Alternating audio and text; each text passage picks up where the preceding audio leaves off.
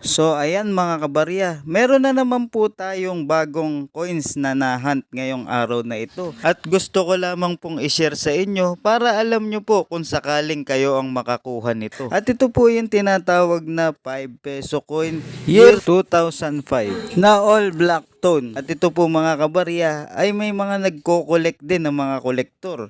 At may presyo din po ito, depende po sa kanilang pangangailangan. Yung mga ganitong black tone, ayan, at talaga namang collectibles ito mga kabarya. At kitang kita nyo naman mga kabarya na talaga namang napakaganda nitong aking nahunt na coins ngayong araw na ito.